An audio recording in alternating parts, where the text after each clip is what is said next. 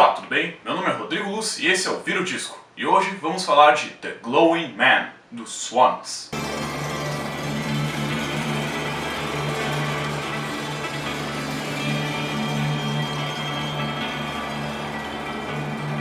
Para quem não conhece, Swans é um grupo nova-iorquino e é um dos pilares para a música experimental e alternativa. Formado no ano de 1982, o grupo já teve várias mudanças de membros e até mesmo estilos durante sua carreira, começando pelo no wave e alguns elementos do industrial, passando por uma fase mais influenciada por folk, rock psicodélico, alguns elementos de post-punk, além de momentos, ideias e conceitos que foram influências maior para gêneros como post-rock e post-metal. Entre alguns artistas e bandas influenciados pelo grupo, temos Napalm Death, Godflesh, Godspeed You, Black Emperor, Devendra Banhart, Kurt Cobain, Neurosis e a lista segue. Desde 1980, o grupo foi ativo até 1996, onde lançaram o álbum Soundtracks for the Blind. Depois disso, a banda se separou e cada um foi pro seu lado. Em 2010, o grupo retorna com Phil Pulley, que foi um dos últimos bateristas da banda, Norman Westberg e Michael Gira. Jarboe não fez parte desse retorno, apesar de vez ou outra ele aparecer na gravação de alguns álbuns da banda. Com esse retorno em 2010, o grupo lança o álbum My Father Will Guide Me Up With a Rope in the Sky.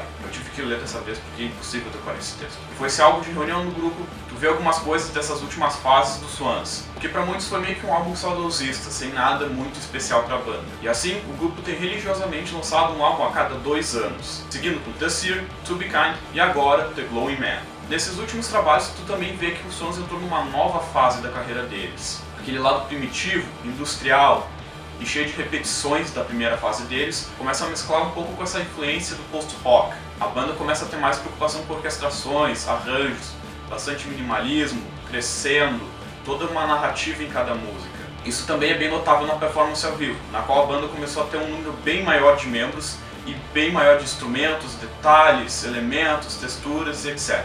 Tendo um pouco também de dramaticidade e esse lado mais complexo de música sinfônica. Do ano passado pra cá, eles fizeram um crowdfunding e lançaram um álbum ao vivo The Gate, cujo todo o dinheiro arrecadado foi para financiar esse novo disco, The Glowing Man, na qual a banda anunciou que vai ser o último disco com esta formação. Se isso significa que a banda vai acabar ou que vai ter uma nova fase dos Swans, fica um mistério pro futuro.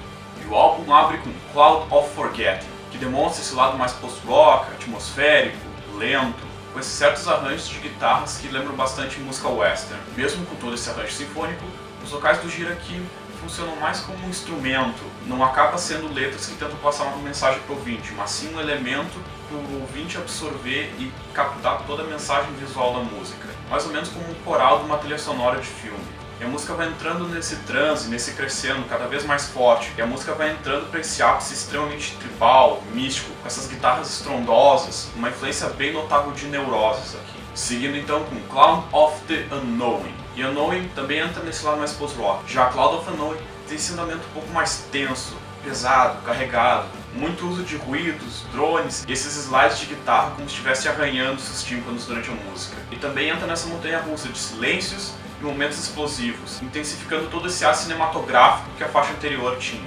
Uma canção que segue bastante a linha do The Seer. Depois temos The World Looks Red, The World Looks Black, que já tem esse ar um pouco mais monótono, um instrumental um pouco mais suave, esses pianos melancólicos, uma bateria meio jazz e essa performance vocal que me lembra bastante Nick Cave. E durante essa calmaria tu consegue ouvir algumas vozes, ruídos, elementos estranhos, para depois entrar nesse lado um pouco mais groovado, com um pouco mais de energia, com esses usos de metais de sopro e os vocais do Gira comentando a entrar nesse ar de testemunho gospel, dando esse clima cartunesco que parece ter saído de uma tirinha do Robert Crumb ou até mesmo do Al Columbia. E depois dessas 3 canções bem extensas, temos People Like Us, que é uma balada bem atmosférica, simples, bem daquela época do White Light from the Mouth of Infinity, remetendo bastante esse lado mais folk, com alguns elementos de blues. E a performance do Gira aqui também tendo esse lado um pouco mais Nick Cave Birthday Party, que é uma ótima canção, mas me dá muita impressão de que parecia ser uma música do Angels of Light e não do Swans. E em seguida temos Frankie Ann, que remete a um pouco desse lado mais religioso e esotérico dos Swans. A canção tem esse primeiro ato extremamente longo, com corais, teclados, toda essa ambiência mística, e dura por volta de 8 minutos. Depois quebra o transe com esse acorde de guitarra repetitivo e minimalista. E a música começa a entrar nesse ritmo um pouco post-punk.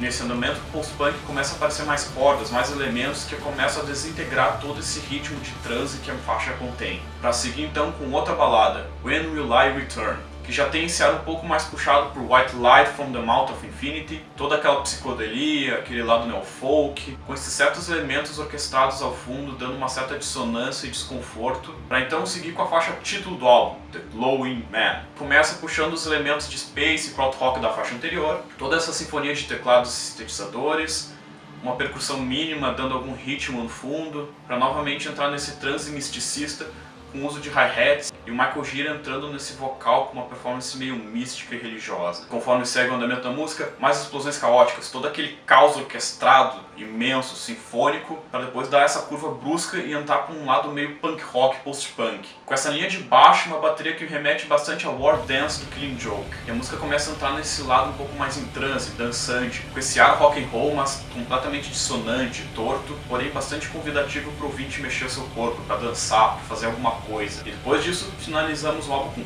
Finally Peace, que, como diz no título, termina o álbum de uma forma bastante pacífica, que entra com esses teclados e todo esse ar meio ambient, algo bem influenciado por Brian Eno, para depois entrar nesse folk com esse ar alegre, místico, hippie, como se fosse um final pacífico de algum filme de sessão da tarde. The Glowing Man é um álbum meio difícil de definir. Claro, ainda é Swans, demonstra toda a evolução da banda depois de 30 anos de carreira, mas é interessante aqui como o grupo puxa tanto das influências deles, Nick Cave, Birthday Party, todo aquele movimento no wave, alguns elementos de Bela Bartok, blues, country, etc. Mas ao mesmo tempo eu consigo ver que eles puxaram algumas influências de artistas que foram influenciados por eles. Tu vê aqui uns elementos de Neurosis, Devendra Banhart, Godspeed You Black Emperor, entre outros. Os elementos post-rock que tinham essa roupagem um pouco mais tenebrosa no Tessir, aqui eles tentam ser um pouco mais pacíficos, mas nem tanto. É interessante aqui como a maioria das faixas foram compostas como sinfonias, que pro pessoal que é mais novo e não entende, sinfonia há muitos anos atrás não eram faixas bonitinhas com orquestras e tal que duravam de 7 a 5 minutos. Por exemplo, a nona sinfonia de Beethoven tem uma duração que passa mais ou menos 1 hora e 5 minutos. Uma sinfonia, 1 hora e 5 minutos.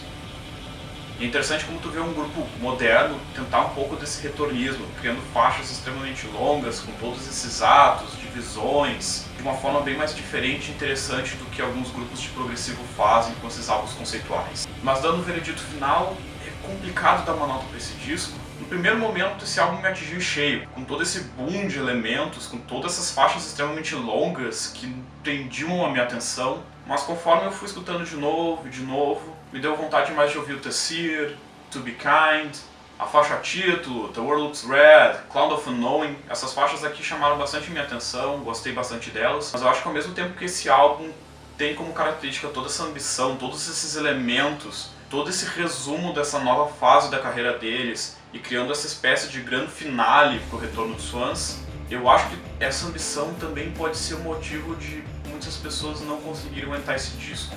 Não vou mentir, é um disco ótimo, demonstra um resumo muito interessante de uma banda com mais de 30 anos de carreira e que cada vez mais evolui e procura algo novo, mesmo depois de todos esses anos. Só que é um álbum que requer paciência, é um álbum que requer muita atenção, não é um tipo de disco para tu ouvir casualmente. Dedicar mais de 2 horas do teu dia só para sentar e ouvir ele, uma vez. Talvez é aquele disco que tu vai conseguir pensar algumas faixas e deixar elas como suas favoritas. Se tu é fã desse material novo da banda após o retorno, confere o disco. É aquela coisa de sempre, um álbum para tu sentar e passar 2 horas ouvindo, absorver cada elemento. Mas se tu não gosta tanto dessa nova fase, é mais fã da era clássica, ou tu é alguém que está recém conhecendo os fãs por esse vídeo, não recomendo ouvir esse disco agora. Esse álbum é um pouco mais dedicado aos seguidores mais fiéis e os fãs de longa data da banda. E é isso então, gostou do disco? Não gostou? Alguma coisa a acrescentar? Só deixar seu comentário aqui no YouTube ou na nossa página do Facebook. E é isso então, até mais!